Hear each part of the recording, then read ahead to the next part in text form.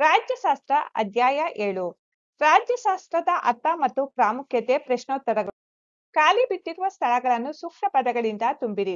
1. Politics ಎಂಬ ಪದವು dash Greek ಪದದಿಂದ ಉತ್ಪತ್ತಿಗೊಂಡಿದೆ. ಉತ್ತರ ಪೊಲೀಸ್. 2. ರಿಪಬ್ಲಿಕನ್ ಗ್ರಂಥದ ಕರ್ತೃ ಡ್ಯಾಶ್. ಉತ್ತರ ಪ್ಲೇಟೋ. 3. ಅರಿಸ್ಟಾಟಲ್ ರಾಜ್ಯಶಾಸ್ತ್ರವನ್ನು ಕುರಿತು ರಚಿಸಿದ ಕೃತಿ ಡ್ಯಾಶ್. ಉತ್ತರ ಪಾಲಿಟಿಕ್ಸ್. 4. ರಾಜ್ಯಶಾಸ್ತ್ರದ ಬಗೆಗಿನ ಮಾಹಿತಿ ಹೊಂದಿರುವ ಕೌಟಿಲ್ಯನ ಕೃತಿ ಡ್ಯಾಶ್. ಉತ್ತರ ಅರ್ಥಶಾಸ್ತ್ರ. ಕೆಳಗಿನ ಪ್ರಶ್ನೆಗಳಿಗೆ ಉತ್ತರಿಸಿ. ಪ್ರಶ್ನೆ 5. ರಾಜ್ಯಶಾಸ್ತ್ರ ಎಂದರೇನು? ಉತ್ತರ. ರಾಜ್ಯಶಾಸ್ತ್ರವು ಒಂದು ಸಮಾಜ ವಿಜ್ಞಾನ.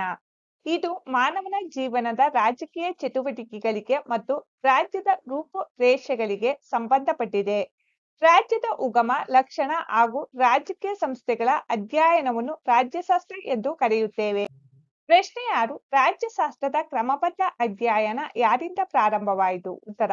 ರಾಜ್ಯಶಾಸ್ತ್ರದ ಕ್ರಮಬದ್ಧ ಅಧ್ಯಯನ ಗ್ರೀಕರಿಂದ ಪ್ರಾರಂಭವಾಯಿತು. ಪ್ರಶ್ನೆ 7. ರಾಜ್ಯಶಾಸ್ತ್ರದ ಪಿತಾಮಹರೆಂದು ಯಾರನ್ನು ಕರೆಯುತ್ತಾರೆ? ಉತ್ತರ. ಗ್ರೀಕ್ ದೇಶದ ಅರಿಸ್ಟಾಟಲ್ ರನ್ನು ರಾಜ್ಯಶಾಸ್ತ್ರದ ಪಿತಾಮಹ ಎಂದು ಕರೆಯುತ್ತಾರೆ. ಪ್ರಶ್ನೆ 8. ರಾಜ್ಯಶಾಸ್ತ್ರದ ಒಂದು ವ್ಯಾಖ್ಯೆ ನೀಡಿ. ಉತ್ತರ.